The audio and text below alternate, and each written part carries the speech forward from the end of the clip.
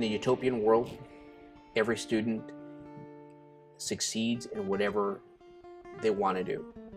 They need to determine their own path, but we provide opportunities for students to be successful, and that we don't close any doors on students. And we're able to support students to achieve those goals through an education system. And all students, every one of them. My name is Gustavo Balderas. I'm superintendent here in the Eugene School District, otherwise known as 4J. Arrived here roughly, it's my second year. I got here, been a superintendent in two other districts. One in the Central Valley of California, Madera Unified, a little bigger district than this, roughly 21,000 kids. And then my last district was in Huntington Beach, California. I was a superintendent of Ocean View School District. But prior to that, I spent roughly 20 years in the Hillsborough School District, which is a suburb of Portland, roughly 10 miles west of Portland. And I'm a native Oregonian for the most part. Been raised in public schools in Eastern Oregon, small town of Nyssa, and went through public universities here in Oregon, going through a local community college actually, Treasure Valley Community, which is in Ontario, just further up north from Nyssa in Eastern Oregon, right on the Snake River, and then going on to complete my undergrad in Western Oregon, master's at Portland State, and my doctoral work through the University of Oregon here, a local school. So my mother's name is Cipriana. My father's same name as I have, Gustavo. They were from Piedras Negras, Coahuila, in Mexico. It's kind of a mouthful, but it's about three and a half hours south of San Antonio. It's a border town in the valley, in the Rio Grande Valley. Border town connected to Eagle Pass. I was actually born in Mount Vernon, Washington, when my mom and dad were picking berries with my whole extended family on my mom's side, on my mother's side. My mother was very young. I think she was 19 at the time. My dad was about the same age, and I was a newborn. I was a premature baby, so I was ill apparently, and he settled on the way back going to Texas in a small town in Nyssa, and the whole extended family stayed. We lived in a labor camp to begin with, and it was a small labor camp by the river, by the Snake River, right on the border between Oregon and Idaho. That's where Nyssa's at, small community, about 3,000. And we lived in a labor camp. Labor camp was really just a one room, no interior restrooms, no kitchen. It was just a one room kind of hut for the most part. And we had communal restrooms and so forth. And we used a hot pan to cook. So growing up in Nyssa, again, small town, about 3,000. And it hasn't changed much in population over the years. So it's a small community, heavy ag community. It's an agricultural community. Roughly half the population is Latino, Hispanic, from Mexico. And I lived in the north side of Nyssa, where heavy Latino, and then the majority of our neighbors all spoke Spanish. So growing up, I did not know how to speak English. So because I didn't learn it, in my whole neighborhood, everybody spoke Spanish. My parents spoke Spanish. Nyssa resides in Malheur County, which is probably the most impacted county in Oregon in terms of poverty. So extreme poverty throughout the area.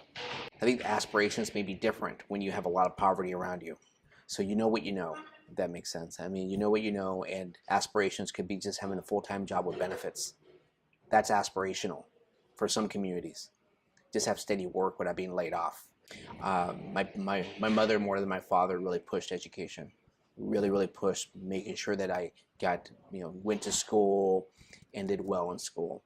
So my mother always said to me, in translation from Spanish to English, is you need to do well in school because you don't want to do what I'm doing, which is backbreaking work in the fields and so forth, because this is no way to live. And we took that to heart, my brother and I.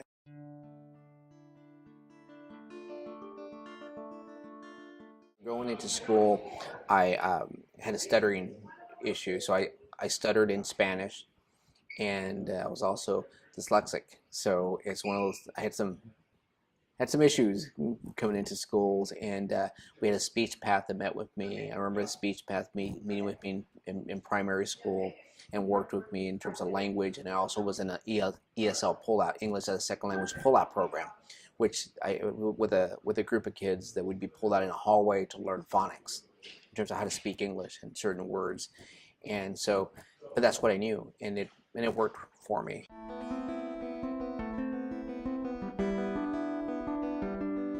I know they have labor laws now, but when I was a child, we would pick berries. I would go with my parents, and my parents would work the fields. They did seasonal work for a lot of years. And we actually moved from the labor camp across the street to a small home after my father got a job working with a local farmer. He was kind of a ranch hand for a lot of years, and then finally got work. They both finally got work at Ore Foods, which is a food processing plant in Ontario, Oregon, which is just up the road, roughly 7 to 10 miles. And they worked there for a lot of years. My mother actually worked there 40 plus years, fully retired out. Again, steady work with benefits. That was something that was really just the goal. I think I've always been fortunate enough to be able to do well in school. And when I learned English, and I always had people that kind of pushed me a little bit, saying that you can do more. You can do more. You always hear I hear often of the case that, if somebody tells you can't do something because, you can't afford to go to that college. And I've never had that experience. I've always had people that actually push me to do well. And being the first one, I think that's one of the toughest parts of going to college is the navigation of the system. How to fill out a financial aid form, how to get through the university, how to register for classes, just how everything works, especially if you've never had anyone in front of you to go through that. So, but I always had people helping me. So, and through college, after I got my first job, people mentored me. I had fantastic people. Two of those mentors are Mike Scott, currently the superintendent in Hillsboro, Oregon, and Carlos Perez, retired deputy superintendent from Hillsboro. Those are two people that really helped me understand the work. Carlos, when I was a teacher, to become an administrator. He was there's not very many minority administrators in the state of Oregon. I'm one of a handful of minority superintendents in the state of 197 districts. I think I'm the only Latino male superintendent in the state of Oregon right now. But Carlos was a deputy superintendent that mentored me and helped me understand as a role model kind of how to act and how to just what goals to shoot for.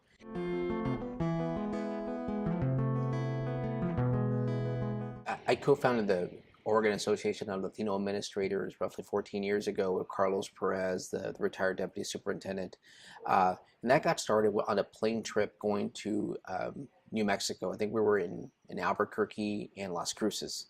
And we were flying there on a recruiting trip. And I told Carlos, Carlos, what we need to have is some sort of forum, some kind of space to understand, our own issues. Because if we are minority administrators, there are others like us around the state.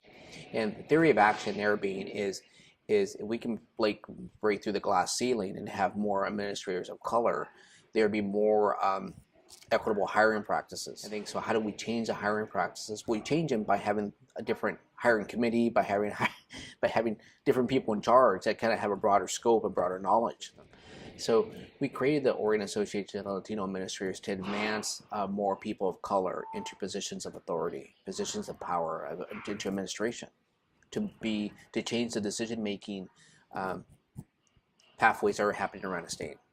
And it's been very, very successful. I think we have over 250 members in Awala. We actually have a seat at the table in a lot of high-level committees, which is something that's really interesting that's happening. So we are at the table when the decisions are being made.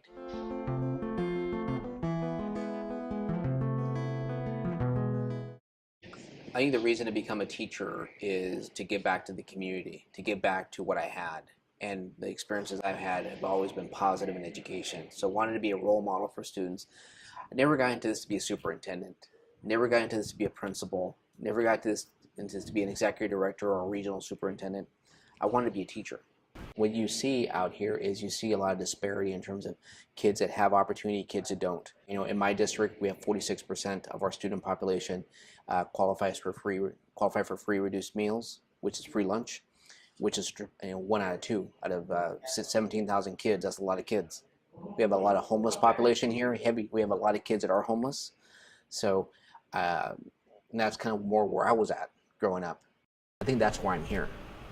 That's why I'm here, is because I believe in every student and I believe in every family.